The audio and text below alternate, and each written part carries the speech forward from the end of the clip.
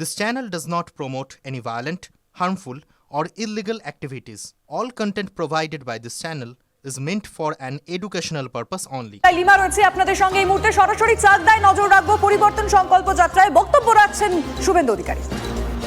শিক্ষক জগন্নাথ সরকার, মাননীয় বিধায়ক আমাদের নেতা পার্থসারথী চ্যাটার্জি, উদ্বাস্তু সেলের কনভেনার বিধায়ক অসীম বিশ্বাস, অসীম সরকার, প্রিয় বিধায়ক অসীম বিশ্বাস এবং কে সম্পৃক্ত করলেন উষ্ণতায় প্রাক্তন মন্ত্রী বিধায়ক বঙ্কিম ঘোষ এবং বর্ষিয়ার নেতৃত্ব রবীন্দ্রনাথ ঘোষ বেলডাঙ্গা এলাকায় তাণ্ডব করেছে।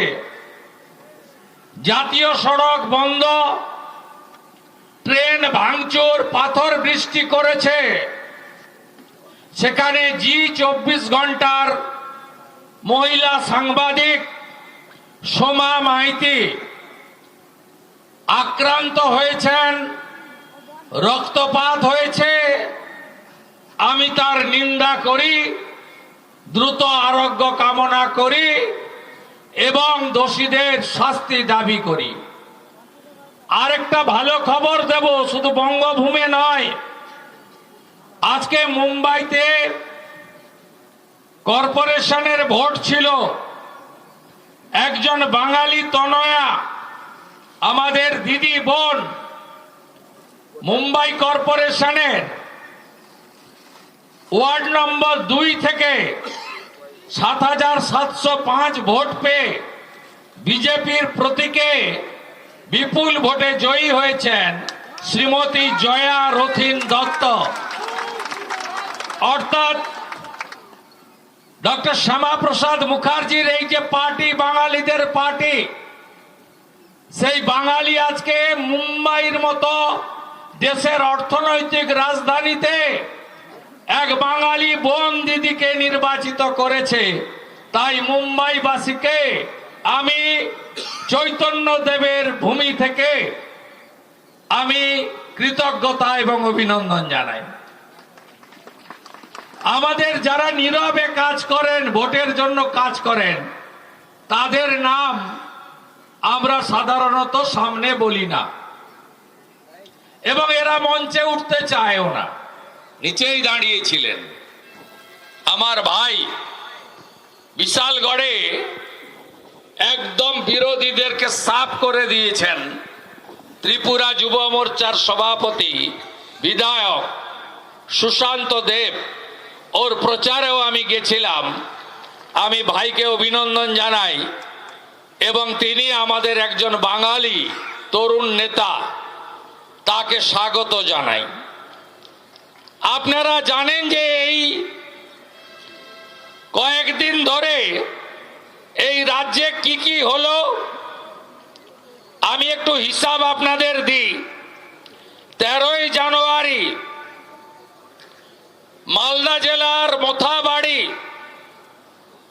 রাজ্যের রাষ্ট্রমন্ত্রী সাবিনা ইয়াসমিন, তার উপস্থিতিতে মুসলিম নেতারা বললেন আমরা এখানে 65, হিন্দুরা 35, ওরা সব বিজেপিকে ভোট দেবে, তাই আমাদেরও এক হতে হবে। এবং কি ধরনের কুৎসা, বিজেপি নাকি এলে দাঁড়ি রাখা যাবে না। এই তৃণমূলী লোকেদের জিজ্ঞেস করব, 20টা রাজ্যে বিজেপি এনডিএ আছে, কোথায় কোন মানুষ দাঁড়ি রাখতে পারে না, ধর্ম পালন করতে পারে না, তার একটা উদাহরণ দিতে পারবেন? পারবেন না। তৃণমূলের খেলা শুরু হয়ে গেছে। ইলেকশন কমিশন গর্তে কার্বলিক অ্যাসিড ঢেলে দিয়েছে। যত বিষাক্ত সাপ ছিল তারা সব বেরিয়ে এসেছে। ফরাক্কার বিডি অফিস ধূলিসাৎ। সবাই দেখছে মনিরুলের নেতৃত্বে, এমএলএর নেতৃত্বে ভাঙচুর, আর ভিডিওর চোখে নেবা হয়ে গেছে। তিনি বলছেন আননোন এফআইআর। কালকে চাকুলিয়াতে একই দৃশ্য, গোটা রাজ্য জুড়ে রোহিঙ্গা বাংলাদেশি অবৈধ অনুপ্রবেশকারীদের এই বাংলায়, এই ভারতে রাখার জন্য মরিয়া প্রয়াস, এসআইআর কে বানচাল করব। ইলেকশন কমিশনও ডোন্ট কেয়ার করছে। কেন করছে?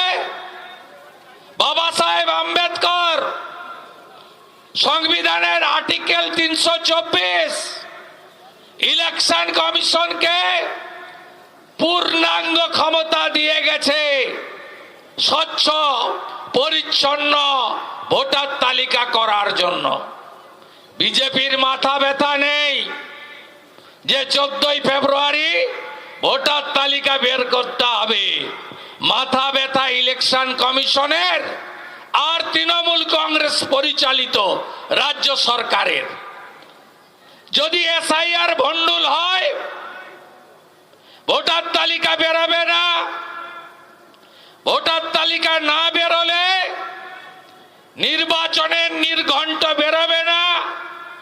নির্বাচন না হলে ভোট গণনা হবে না। ভোট গণনা না হলে এমএলএদের নাম গেজেটে প্রকাশ হবে না।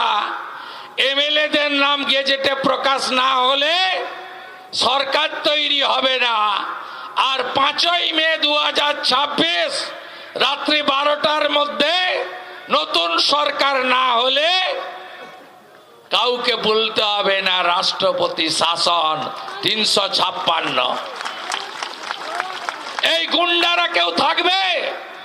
সিপিএম তো ধক ধক করে টিকে আছে। 34 বছর রাজত্ব করার পরে এখনো 5.5% ভোট পায়, যদিও হিন্দু ভোট কাটে। তৃণমূলের বি টিম। কিন্তু এই যে গুন্ডারা যারা 21 সালে বঙ্কিম ঘোষ জেতার পরে চাকদার শহরে গ্রামে আপনাদের মেরেছিল, দোকান বাড়ি লুট করেছিল, চাকদাতে একজন বিজেপি কর্মী আত্মবলিদানও দিয়েছিলেন। পোস্টপল ভায়োলেন্সে ভুলে গেছেন কি আপনারা? ভুলেননি তো? এই গুন্ডা বাহিনী কিছুদিন আগে মুকুটমণির হয়ে লুট করতে গেছিল আমাদের রানাঘাট দক্ষিণে। আপনারা দেখেছেন, কেউ কেউ কেলানি খেয়েও ফিরেছে।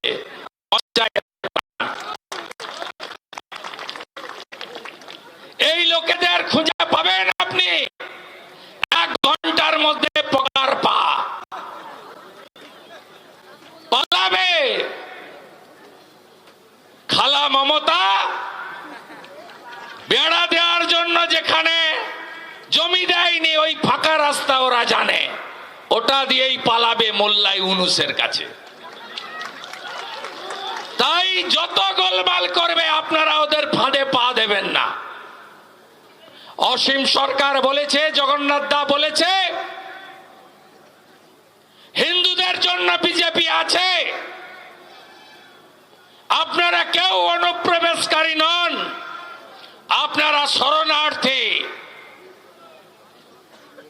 এই বাংলাদেশে কিছুদিন আগে রতন মজুমদার, তাকে বলা